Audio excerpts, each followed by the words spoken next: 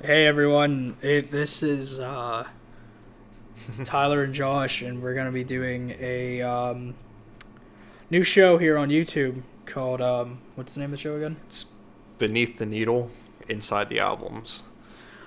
And And it's basically like a review based system where we kind of come on here and talk about albums and how they impacted us, musicians, and the world, and give out some like helpful insight.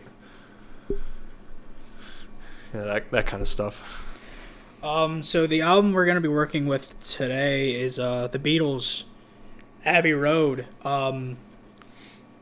This was an easy choice for us to figure out which album we want to do first because we are both essentially big fans of the Beatles, and since Sgt. Pepper's anniversary is coming out soon, we decided that the first two videos we're going to be releasing are Beatles related.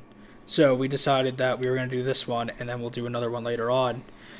But yeah, I'll let Josh talk about the album some, and then I'll hop back in later with some fun facts for you guys. Okay. Basically, we all kind of, well, if you're a fan of the Beatles or know the Beatles, consists of four main musicians: John Lennon, Paul McCartney, George Harrison, and Ringo Starr. And they sat down and recorded this album from February 22nd to August 20th, 1969. And it was released about a month later on September 26, 1969.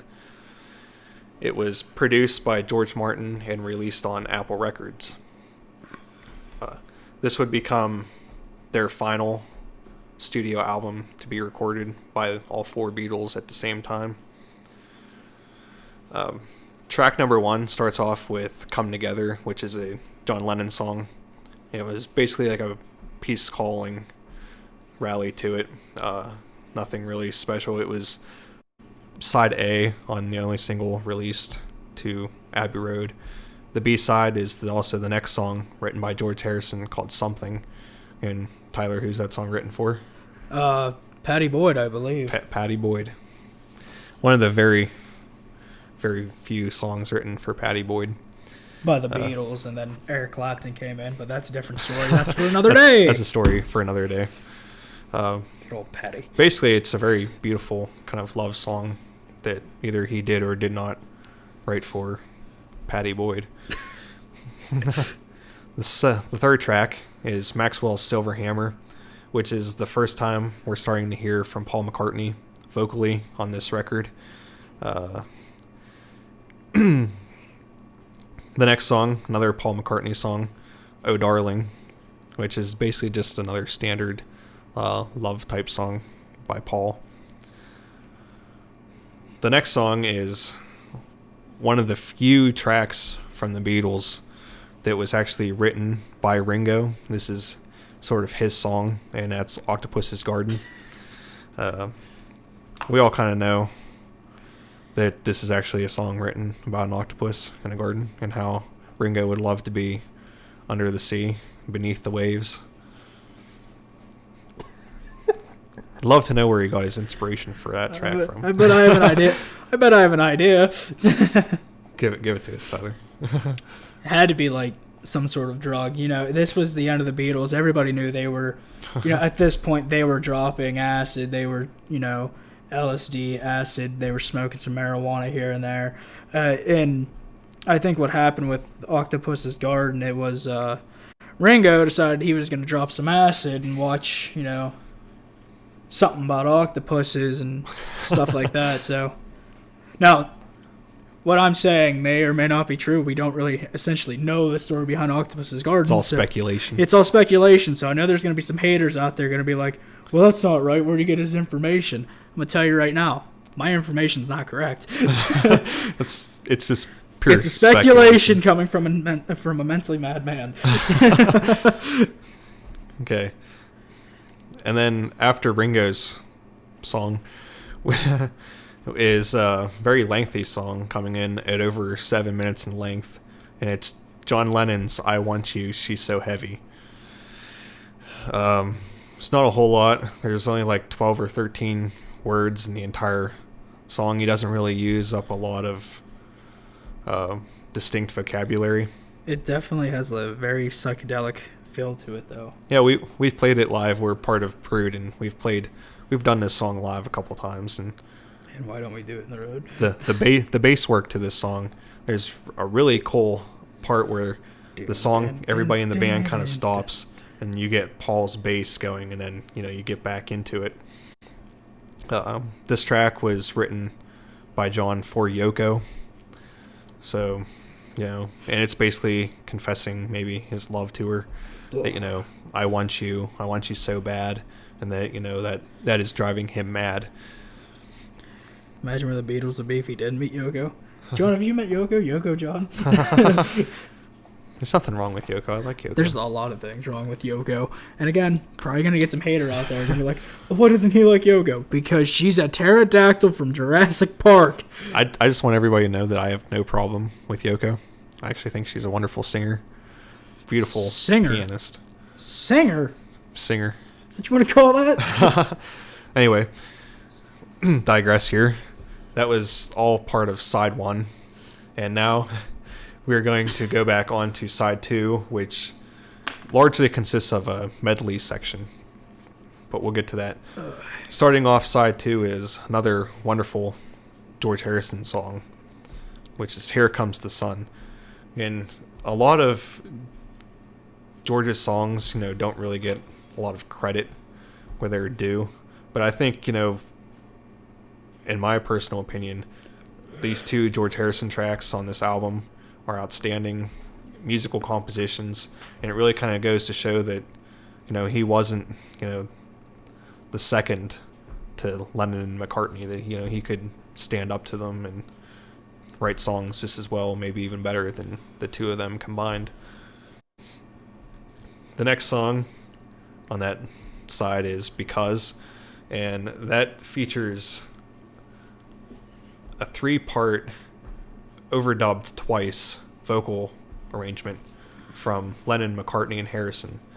And it was basically arranged after Beethoven's Moonlight Sonata, where Yoko was playing that song on the piano, and John told her to take those chords, reverse them, and then that's where they structured that song from.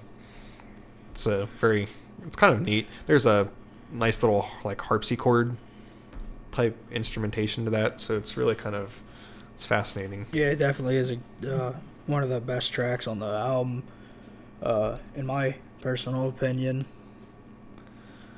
And then, depending on where you classify where the medley starts, we'll kind of distinguish, but for our sakes and purposes, we're just going to start the medley here at You Never Give Me Your Money, which is featuring Paul McCartney on lead vocal. And then we go down through Sun King, which is a John Lennon song, Me and Mr. Mustard, Lennon again, Polythene Pam, Lennon, and after Polythene Pam, that is the last kind of time where we hear John Lennon's lead vocal on this album. He does harmony stuff, but the last lead vocal for Lennon here is on Polythene Pam. Then we go straight kind of into McCartney's Last Dance, where he goes in through, She Came In Through the Bathroom Window, Golden Slumbers, Carry That Weight, the end. And with the end, they leave with such a powerful message in their final lyric, where it's almost like really kind of captures the essence of the Beatles. What do you think about that, Tyler? I actually have to agree with you for that. I mean, with the end, it's essentially, the Beatles saying their farewell, because this was the last album they recorded together, and this was the last time, the Beatles actually sat in one room and recorded a track, because it was shortly after this was Lennon's death, wasn't it? No, he died about in 1980, so it was about a little bit of a decade later. Yeah. But yeah, honestly, this was this was the essentially the end was the closing of the Beatles, and then led to a lot of their solo work and different stuff like that. But it was also one of the main songs where Ringo actually contributed harmony vocals to it. So in the end, you're getting Lennon, McCartney, Harrison, and Starr, vocals. It's like it's basically the holy trinity of a Beatles song. You have all four members doing vocals, whether it's lead or harmonious, I believe is the word I'm looking for. But it is definitely a milestone for the Beatles on this album, and it's definitely the best. Well, it's essentially the best send off to anything.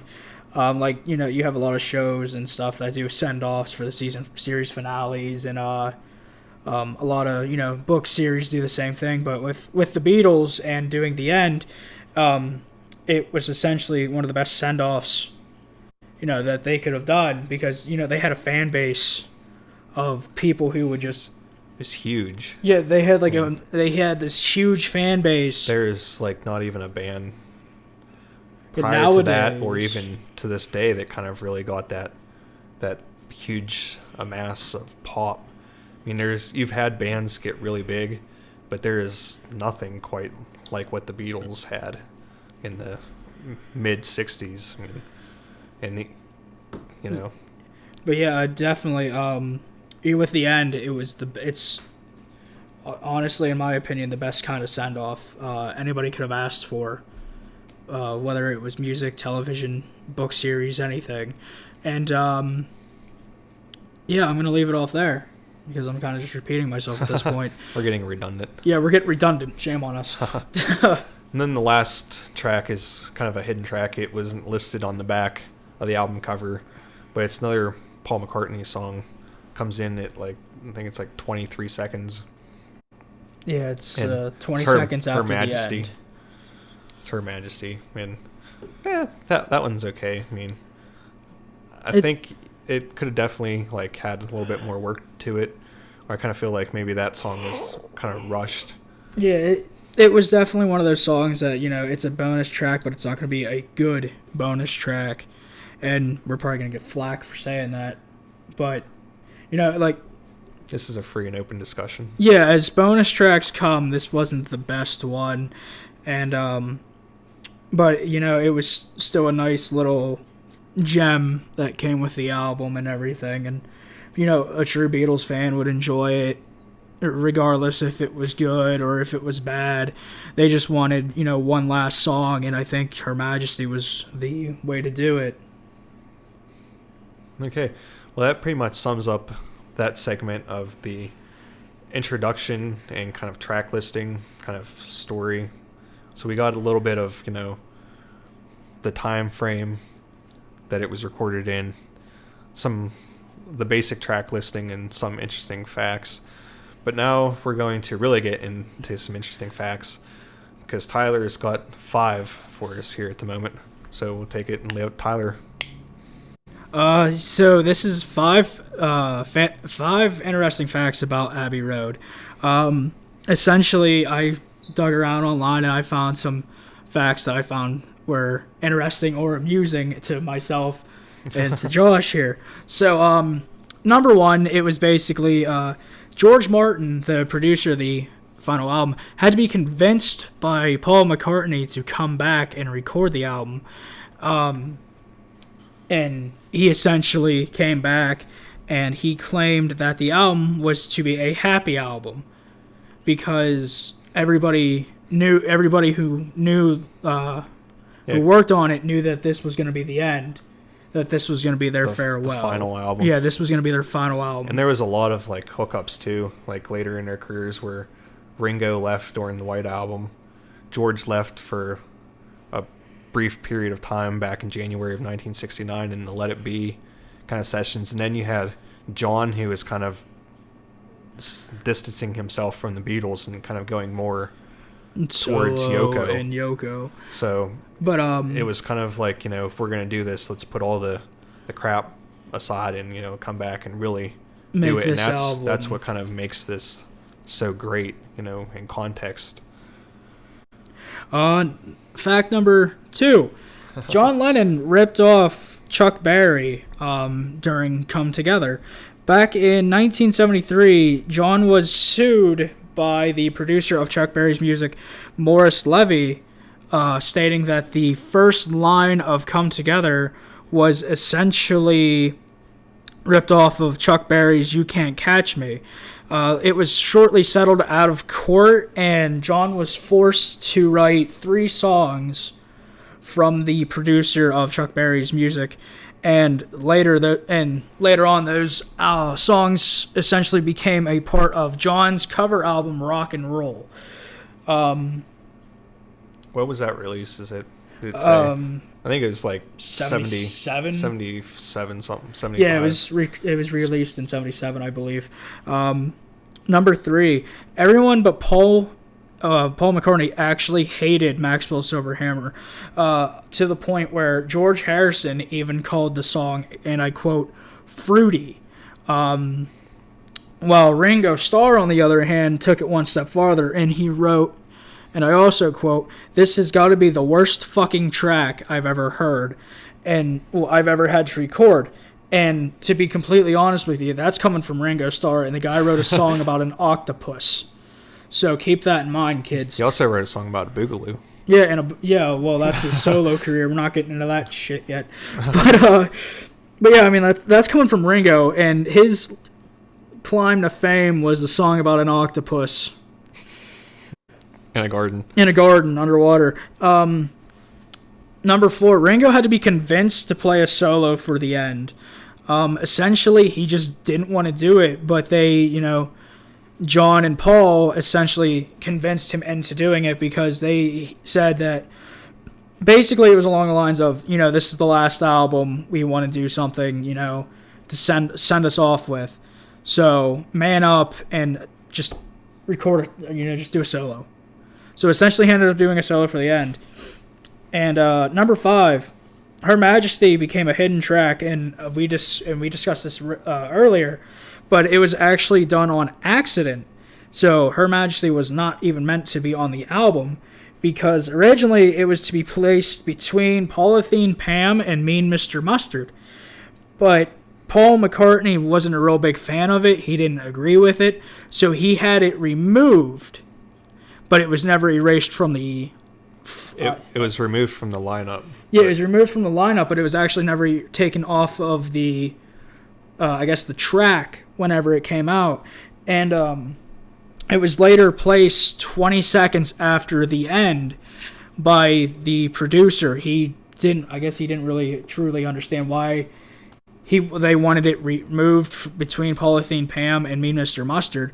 And after the album finally was pressed into a vinyl, Paul McCartney heard it, and he liked the way that it sounded. He liked the way where it was placed, and so yeah, that's how Her Majesty became a hidden track on Abbey Road. Those were 5 fun facts about Abbey Road. 5.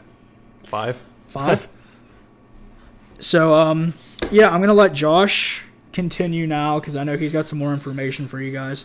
So Josh, go ahead.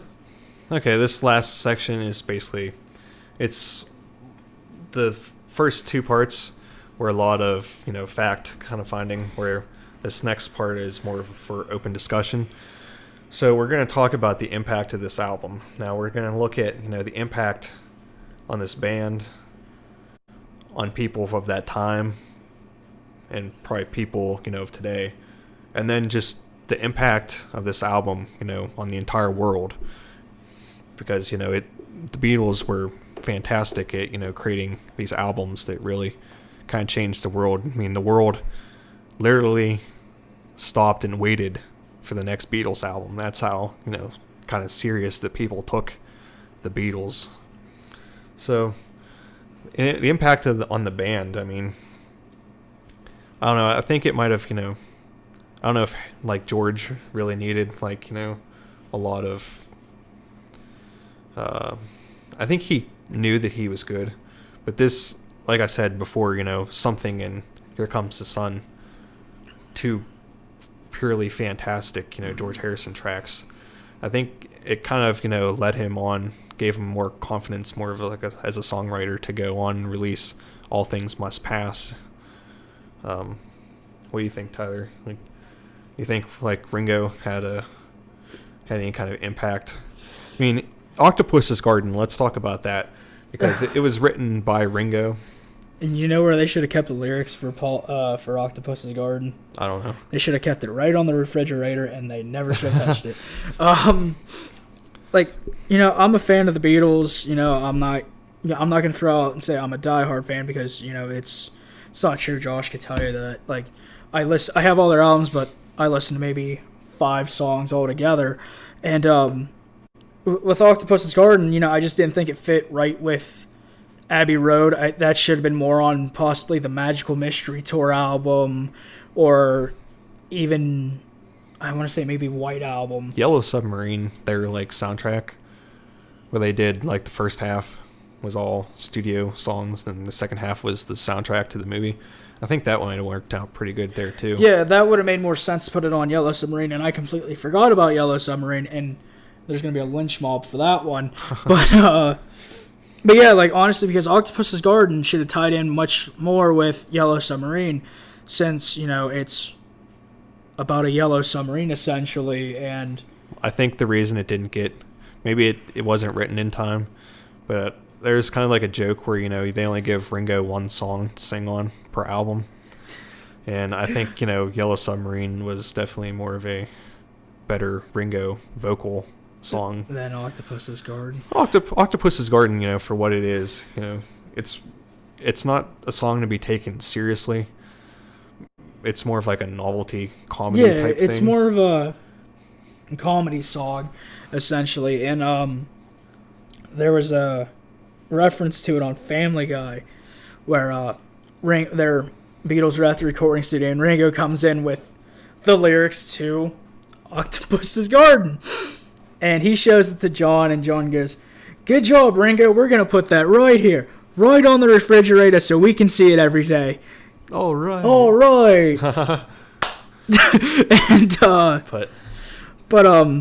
yeah, because, like, I don't think they credited Ringo as good as they should have.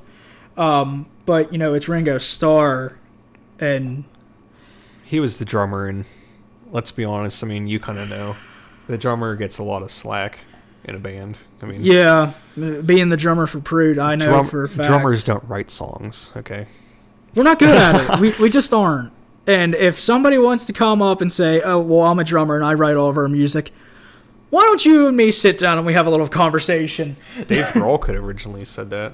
Well, Dave Grohl. We're not going to talk about Dave Grohl at the moment. I love Dave Grohl. No, I do too. But this is more focused around the Beatles. Yeah. So let's not plus get. Dave Grohl is kind of scary. So, but yeah, it's like What kind of impact did this album have? For you? On me? Because I personally think that this is probably like the Beatles. If you want to get like an album to show like a first comer Beatles fan, I'm handing them Abbey Road because there's actually a story behind that. You can't get very much better. I actually have a story behind that. The first Beatles album I actually ever listened to was essentially Abbey Road. It was gifted to me as a birthday present from my parents, and like at first I was like, okay, well, I don't really essentially know who the Beatles are, so I ended up listening to the album and I enjoyed it a lot, and then I got more into like White Album, and then what was the one? The Help soundtrack, and then there was, because I listened to essentially 3 or 4 albums of theirs: Abbey Road, White Album, Let It Be, and Help were the 4 I mainly listened to, and then later on down the road I listened to Sgt. Pepper, I listened to Yellow Sub, and different ones like that. Hard Day's Night also was one I found later on down the road, and I really enjoyed them. But Abbey Road, being my first time listening to it, and only ever hearing Come Together on the classic rock stations, it was, one of those songs that was overplayed, but you would love to sit down and just listen to the complete album. Because, I think I found out about the Beatles in high school, I think it was. And Tony. Yeah, Tony. Yeah, we can thank Tony for that because it was right around the same time I discovered Nirvana and the Beatles and stuff like that. I lived under a rock as a child, but I digress. But yeah, it's like first time I sat down and I listened to Abbey Road in its entirety, knowing, oh, well, this is going to be the last album. Finding out that it was the last album, I was like, yeah, it was a, and I said it earlier multiple times, it was a beautiful send-off. I truly enjoyed the songs. I enjoyed the album. And, I enjoyed what the Beatles essentially did. Yeah. And what can be better said? I mean, I have a huge poster of Abbey Road hanging up on my bedroom wall, and I've got this original United Kingdom pressing vinyl record from 1969, and I also got it out on CD. So, I mean, there's not a whole lot of other Beatles albums that I can necessarily say that for. Well, I think it's because of it being the last album, you want to go out and you want to, promote it a lot better. You want to promote it more. You want to... There's Abbey Road merchandise, because even the famous, picture, album cover of them walking across Abbey Road, that's iconic, and you see so many like spoofs in pop culture. Yeah, the Simpsons have the Abbey Road crossing posters, T-shirts, and stuff. I actually have a poster of that. I saw one of Suicide Squad where they did the Abbey Road crossing over, and basically, if there's like a franchise of anything, I mean, you see them even in high school for the big characters. You see them walking across a road, and one of them is barefoot, and they're all wearing suits. It's an Abbey Road take. And actually, me and some friends in high school, for our art class, we had to take photography, and we essentially ripped off the Abbey Road wallpaper and cover art and stuff like that, and we made it the wallpaper on our phones for like the longest time. But yeah, I mean, Abbey Road's definitely, like, in my opinion, the best album that they came out with. Do I agree with all the tracks? No. But, you're going to get that. It's everybody's opinion. They have an opinion to believe, oh, well, the tracks are fine. He should just leave them alone, or people agree with them and stuff like that. But, we can all agree that Abbey Road has got to be the best way to end a music career as a group. And then if you want to branch off and do something solo, you have, oh, well, I worked Abbey Road on your resume. And, a lot of companies are going to be, they're going to see that shit, and they're going to be like, we want you, Well, I don't think really, George, Paul, John, or Ringo really had to worry about, collecting a resume, because by that point in time they had... Yeah, but no, like, you know what I'm saying, though. Like, even if it's just, like, a different band, like, not even the Beatles, like, if a group, makes a album that's as good as Abbey Road, they can essentially say they did something like this to, get to where they were or where they are. Okay, yeah. If that makes any sense whatsoever. So what do you think was the big impact, on the global scale of this album? Because, I mean, we've kind of talked about, having like a mass pop culture phenomenon with the album art. As for the album alone, for what it did to the fucking world, people were essentially waiting for one more album, and there was all the fighting going on between like Vietnam and shit like that, and then like a lot, like the Beatles played a real big essential part in that. Their music style, I should say anyway. They were real big into peace and love. They didn't want to, go over there and fight with M16s and everything like that. And I think what they did with Abbey Road was it gave everybody a break from all the fighting, from all the, hate in the world, and people could come together, no pun intended, and listen to this album and feel, bliss. They feel peace for even just for a couple hours until the album's over, and then from there on it was basically a milestone for everything. Like when you think peace, when you think of peace against war or peace against riots, Josh, what do you essentially think, music wise? That's John Lennon. Yeah, exactly, John Lennon. That's a pure. The Beatles had like a lot of songs about, you know, love and, you know, spreading the words of peace, but you think about it, like John really took that kind of, you know, the headstone. He essentially took it to heart.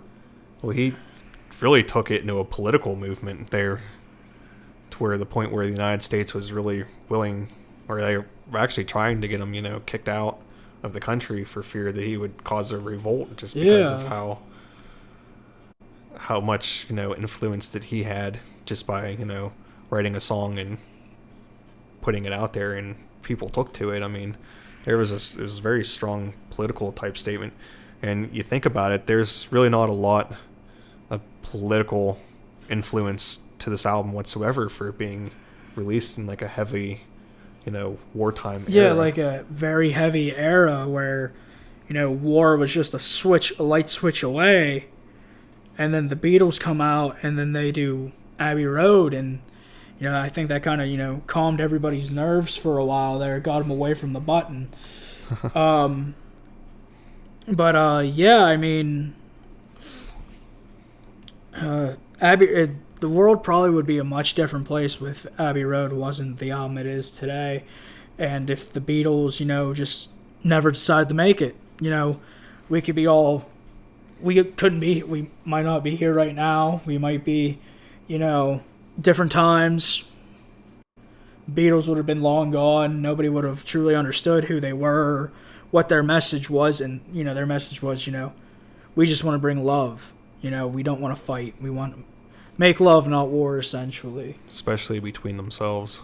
Yeah. At this point in time. Yeah, Anyway, because there was a lot of the falling outs. There was a lot of the ups and the downs and all that. that pretty much wraps up that segment pretty nicely, I think. How about you? You got anything else? No, I'm good. Okay, then to wrap up, part 4 of our kind of discussion is an album rating.